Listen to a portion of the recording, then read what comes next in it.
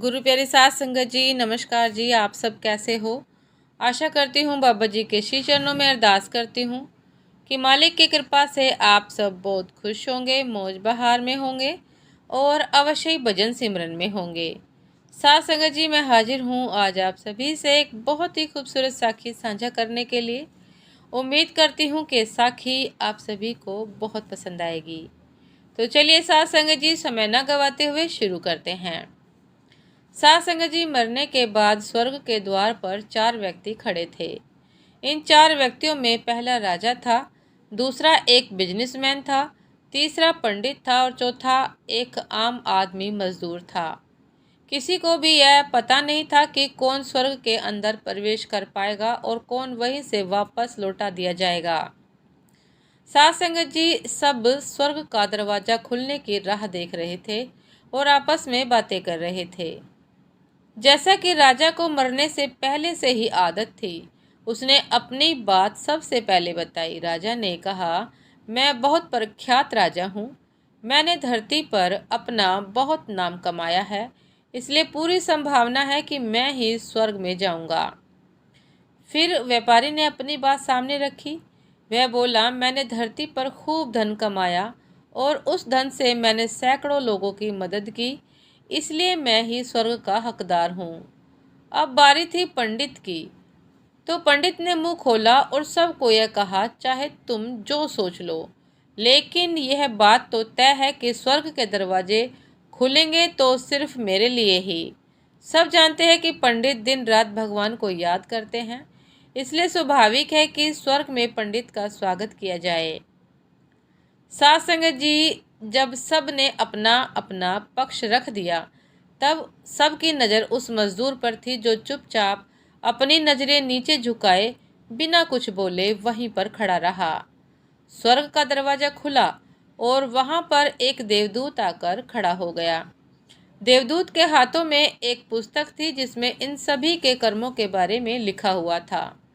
देवदूत ने सबसे पहले राजा को अपने पास बुलाया और उसको पूछा, तुम बताओ, तुमने अपने जीवन में क्या क्या अच्छे कर्म किए हैं। मैं उन्हें इस पुस्तक में देखकर फैसला करूंगा कि तुम्हें अंदर आने देना है या नहीं। सासंग जी, राजा ने कहा, मेरा राज्य जितना बड़ा था उतना ही समृद्ध था और मेरी राज्य के सभी लोग खुशहाल थे। सभी बड़े आनंद से रहते थे। मैंने उन्हें कभी भी किसी भी चीज़ की कमी नहीं होने दी। यही मेरे अच्छे कर्म हैं। देवदूत ने उन्हें अपने पुस्तक में देखा और देखने के बाद राजा से कहा, तुम सच बोलते हो। तुमने अपने राज्य की प्रजा को बहुत सुखी रखा था, लेकिन तुमने अपने राज्य की सीमा को बढ़ाने के लिए जितने युद्ध किए, उन युद्ध की वजह से हजारों सैनिकों ने अपनी जान गंवा दी थी। उन हजारों सैनिकों के परिवार के दुख का कारण तुम बने थे, इसलिए तुम स्वर्ग में नहीं आ सकते। साथ संगत जी, अब बारी थी व्यापारी की। व्यापारी से जब देवदूत ने पूछा कि तुम्हारे अच्छे कर्म क्या है, तब व्यापारी ने कहा, मैंने सैकड़ों लोगों को खाना खिलाया है, कई आश्रमों में दान किया है, कई निराश्रित लोगों के लिए घर बना कर दिया है। यह मेरे अच्छे कर्म हैं।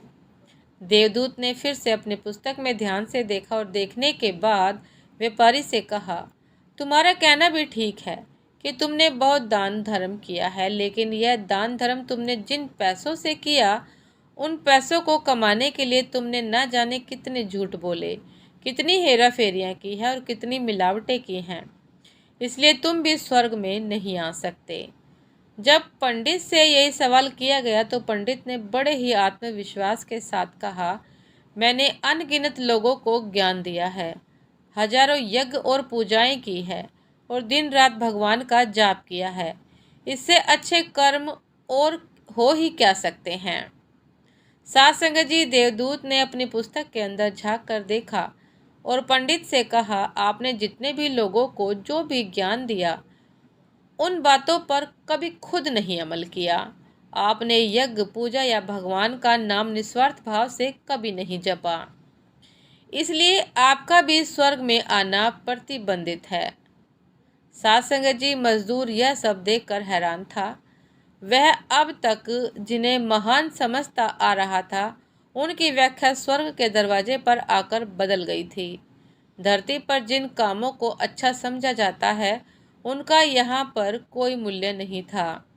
यमदूत ने जब इस मजदूर को अपने पास बुलाया और इससे पहले कि वह उससे उसके अच्छे कर्मों के बारे में पूछता, मजदूर बोल पड़ा। कहता है कि प्रभु, मैं जानता हूँ कि मैं भी स्वर्ग में आने के लायक नहीं हूँ, लेकिन मैं फिर भी एक बार बाहर से ही स्वर्ग को झांक कर देखना चाहता हूँ। बस इससे ज़्यादा मेरी कोई इच्छा है ही नहीं, क्योंकि ऐसी इच्छा पालने के लिए मैंने जीवन में कुछ भी नहीं किया है। मैं पूरा दिन मेहनत करता और जो भी पैसे कमाता उन्हें अपने परिवार के पालन पोषण में खर्च कर देता, इसलिए दान धर्म के लिए कुछ बचता ही नहीं। लोगों की भला मैं क्या सेवा करता, क्योंकि काम के बाद जो थोड़ा सा समय मिलता उसको अपने ही बूढ़े माँ बाप की सेवा में बिता देता।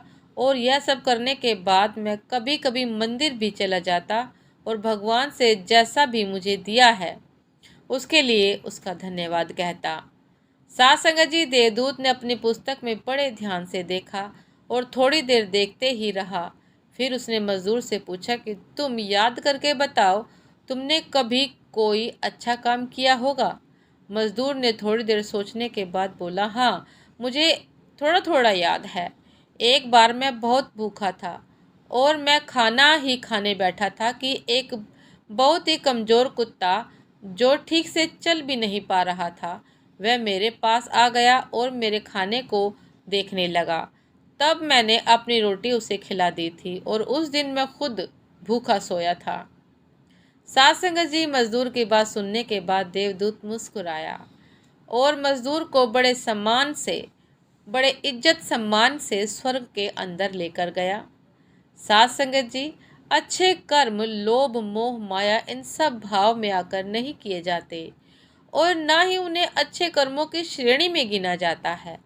निस्वार्थ भाव से किया गया एक ही अच्छा कर्म भी आपके जीवन के सारे पाप धोने की शक्ति रखता है।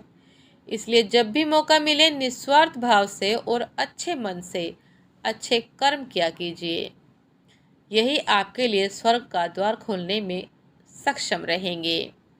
साथ संगत जी, ये थी आज की एक बहुत ही खूबसूरत साखी। उम्मीद करती हूँ कि ये साखी आप सभी को बहुत पसंद आई होगी। यदि पसंद आई हो साथ संगत जी तो लाइक कमेंट शेयर करना ना भूलिएगा। जो भी चैनल पर नए हैं कृपया करके सब्सक्राइब कर लीजिएगा, ताकि चैनल पर मिलने वाली सभी शब्द साखियों के अपडेट आप सभी को समय पर मिलती रहे। साथ संगत जी, आप हमें इंस्टाग्राम पर भी फॉलो कर सकते हैं। इंस्टाग्राम का लिंक डिस्क्रिप्शन बॉक्स में दिया गया है। तो आपसे फिर मुलाकात होती है साथ संगत जी, एक नए शब्द साखी के साथ, एक नए विचार के साथ। तब तक के लिए आज्ञा दीजिए। नमस्कार जी।